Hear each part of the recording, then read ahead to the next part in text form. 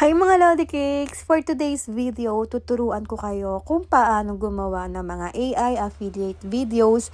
Kung nag-a-affiliate po kayo sa TikTok or sa Shopee, pwedeng makatulong tong sa inyo tong video na to para pagkakitaan nyo na rin yung pag-a-affiliate kahit AI videos lang yan. Kasi marami na rin pumapaldo kahit AI lang yung ginagawa nilang affiliate videos. Okay na okay ito para sa mga nag-a-affiliate na walang pambili ng product, 'di ba? O kaya hindi kayo na-approve sa mga pre-sample. Kahit wala kayo yung product na yon para i-affiliate nyo, okay lang yan. Pumunta ka na lang sa TikTok, tapos punta ka sa shop, sa baba may shop dyan, pindutin mo lang yan, and then dito maghanap ka na ng product na gusto mong i-affiliate at gagawa natin yan ng AI videos. Pag nakapili ka na, pindutin mo lang yung product na yan. For example, sa akin ito yung gusto kong i-affiliate. So, ang gagawin nyo lang, pwede nyo naman po yan i-screenshot na lang. Tapos pag na-screenshot nyo na, i-crop nyo na rin. Yan. Para yung mismong product lang yung makikita. Tapos save na natin sa gallery. Once na meron na po kayong picture nung product na i-affiliate nyo, next pumunta kayo sa Google Chrome. Kasi maghanap naman tayo next ng background. So naghahanap ako ng background sa Pinterest. I-type nyo lang dito sa Google Chrome, Pinterest. Maraming kasi magagandang background dito for affiliate video eh. So, mag-login lang kayo dyan gamit yung Google account ninyo. Once na makapag-login na kayo dito sa Pinterest, ganito yung makikita ninyo mga Lodi Cakes. May search icon dito, pindutin nyo lang. Tapos dito i-type nyo lang, affiliate background table. Yan, yung ta-type nyo. Tapos dito marami na ditong lalabas. Mamili na lang kayo dyan. Tapos kung ano yung mapipili niyo, pipindutin nyo lang. So, for example, sa akin, ito yung gagamitin kong background. And then, dito makikita nyo may 3 dots sa taas. Pindutin nyo and then download image. Ang next naman, kapag nakapag-download na kayo ng background na gagamitin natin sa pag-affiliate, pumunta kayo ulit sa Google Chrome. Dito naman tayo, type nyo naman dito, Google Gemini. Pwede naman din sa ChatGPT, pero mas preferred ko lang sa Google Gemini kasi mabilis. Tapos dito sa Google Gemini, kailangan nyo rin dito mag-login ng Google account nyo ah. So pag okay na, makikita nyo dito yung add button sa baba, pipindutin nyo lang yan para i-upload dito yung na-save natin na product galing sa Shopee or sa TikTok. Tapos yung sinave naman natin sa Pinterest na background. Yan, itong add button and then upload files, photo library, tapos select yung dito yung dalawang photo na sinave natin. Tapos pag na-upload na siya dito sa prompt, dito ilalagay nyo na lang to. I-copy paste nyo na lang. Ilalagay ko na lang sa comment section para mabilis nyong makopy. Nilagay ko din dyan na dapat naka 9:16 yung ratio nung photo.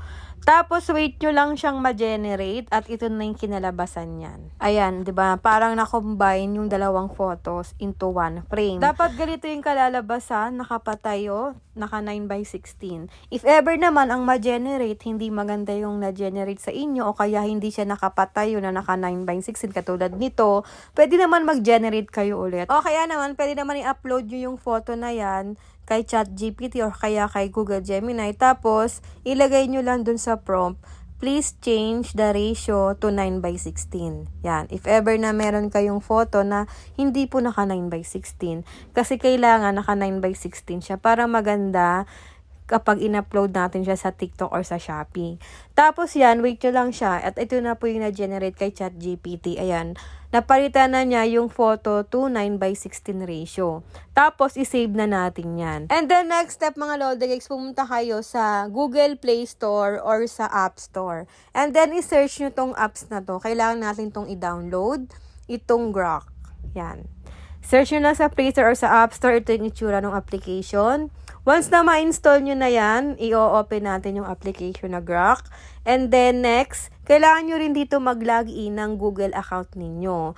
Once na makapag-login na kayo ng Google account ninyo, ganito yung makikita nyo mga Lodi Cakes. Hindi nyo kailangan mag-avail ng free trial dito o kaya mag-avail ng premium kasi libre lang tong Grok na apps na to. I-skip nyo lang sa taas may skip. Tapos dito, punta kayo sa create videos. Tapos mababasa nyo tong animate your photos, pindutin nyo tong continue. Kapag may lumabas na ganito, kailangan nyo lang i-allow full access. Tapos makikita nyo sa taas, may nakalagay na animate your photos. Select nyo lang dito yung na-save natin.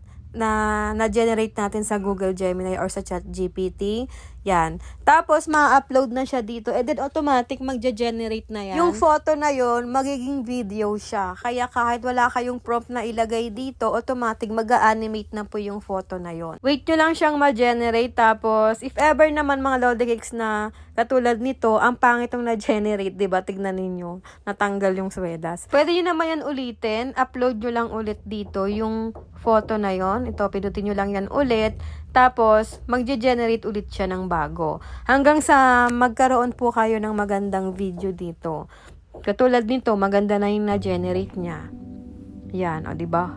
Pag okay naman na sa inyo, pipinutin nyo lang tong save icon na to para masisave siya sa gallery ninyo. Tapos mga Lodi Cakes, pwede rin naman maglagay kayo ng sarili nyong prompt dito. Pinutin mo lang tong edit prompt sa baba and then dito, mag-type ka na dito kung ano yung gusto nyong mangyari dun sa photo na i-upload nyo. For example sa akin, ito yung nilagay ko. Please show to the camera every details of the sandals. Yan yung nilagay kong prompt. Tapos, pinutin natin itong arrow para ma-generate and then hintayin lang natin ulit kasi gine-generate na siya. Tapos, ito na yung naging resulta niya mga Lodi Cakes. Ayan, o diba ang ganda? So, maglagay na lang kayo ng prompt na gusto nyo dyan, mga Lodi Cakes, na mangyari dun sa video nyo. Tapos, lahat ng ma-generate dito, 6 seconds lang kasi. Sobrang ikli. Kaya, ang gawin ninyo, mag-generate kayo na mag-generate para po, madami po yung video at mamaya pagsasama-samahin natin siya sa TikTok para po magkaroon tayo ng mahabang video sa pag-affiliate ng product. So, open na natin yung TikTok na app. Tapos, may add button dito sa baba. Pipindutin ninyo. And then, itong icon na to na album, pindutin ninyo. Tapos, mapupunta kayo sa gallery ninyo. And then, select nyo na dito yung 3 video na na-generate ninyo sa Grok. Tapos, pindutin nyo itong next sa baba. Automatic malalagyan na rin yan ng background music, pero pwede nyo rin namang ibahin dito sa taas, oh. Pinutin nyo lang yan. Pero mga Lodi Cakes, dito sa TikTok, pwede rin kayo ditong mag-edit. Pinutin nyo lang tong icon na to sa gilid, itong tools na to, para ma-edit pa natin tong video na to. Tapos, ayan, pwede natin siyang i-edit dito. So, dito sa part na to, ayan, i-split ko dito. Ito sa baba, i-split. Tapos, dito sa part na to, ibahin ko lang yung speed kasi gusto ko siyang gawing slow-mo. Pinutin natin tong speed sa baba. Tapos, dito tayo mag-adjust pa left para mag-slow-mo siya. Kasi pag pa-right, pabilis. Yan, gusto ko kasing may pa-slow-mo effect dito para kita-kita naman yung product. Katulad dito, tignan ninyo. Ayan, o diba, may pa-slow-mo effect. Tapos, edit pa kayo dyan. Pwede kayo mag-add pa ng text. I-close lang natin to. And then, dito sa baba, may text dyan. Pinutin nyo lang yan. Tapos, yung text, pwede nyo rin pong ibahin. Yung font style. Mamili kayo. Pinutin nyo lang tong letter A dito. Ayan o. Mamili kayo ng font style dyan. Kayo na bahalang maglagay dyan kung ano yung gusto nyo pang ilagay para makabenta kayo, ganun. Tapos pag nakapag-add text na kayo, ito yung makikita ninyo, itong kulay pink na to. Kailangan nyo siyang i-drag, pinutin nyo lang to, itong white na to. I-drag nyo siya doon hanggang sa pinaka-last part ng video nyo para buong video mababasa po yung text. Yan, o diba? And pag okay na, i-back nyo lang, pinutin itong arrow. And then, itong text na to, pwede nyo naman siyang i-position kung saan nyo gusto ilagay. Sa gitna, sa baba, sa taas, kayo bahala. Kung i-edit nyo pa yung text, pipindutin nyo lang yan, yung text. Tapos pagka pindot nyo ng text, makikita nyo yung edit, pindutin ninyo, saka nyo i-edit kung ano pa yung gusto nyo i-edit dito sa text. Tapos pag okay na, pindutin nyo itong next sa baba. Tapos ayan, mag-add na tayo ng yellow basket, pindutin lang natin itong add link. And then, kapag ganito na naka-hide po or naka-disable yung product, ibig sabihin, yung background music na napili nyo, hindi siya pang commercial. So, change natin yung background music natin. Maghanap kayo dito ng background music na pwede po siya sa pag-affiliate ng mga product. Yan.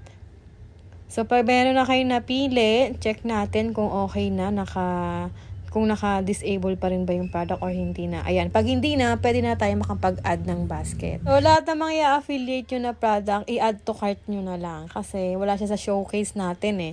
I-add more products natin. Tapos, dito, pumili kayo sa shopping cart. Yan, para makapag-add basket tayo kahit nasa shopping cart lang yung product natin. Ayan. Tapos ito, ine-edit ko lang. Ang nilalagay ko dito, buy here. Tapos dito sa baba, pinutin nyo lang yung add para ma-add to basket na siya. Ayan, meron na tayong yellow basket sa video. At ito yung pinaka-importante sa lahat dahil AI-generated video to. Bago mo i-post yung affiliate video mo dito sa TikTok, make sure lang dito sa more options, pinutin mo to. And then dito sa AI-generated content, kailangan mo tong i-enable. I-on mo yan. Yan. Di ba? Para makaiwas ka sa violation kay TikTok. Tapos pag okay na, i-post mo na, meron ka ng affiliate video dito sa TikTok at hintayin mo na lang, may bumili sa'yo para magkaroon ka ng commission. So, syempre, magtiyaga ka lang, hindi naman agad-agad may bibili sa'yo. Kaya, yan, try and try ka lang hanggang sa may bumili sa'yo at makabenta ka, magkaroon ka ng commission. Kapag pinutin na itong yellow basket, tapos nag-checkout sila, automatic, may commission ka na nun. Ayan o, makikita nyo dyan no, yung earn 16.92%. So, yun yung magiging commission mo. Or kikitain mo, tuwing may mag-checkout dyan sa yellow basket mo. Pakita ko pala sa inyo yung result nung ginawa nating AI affiliate video. I look at this moon.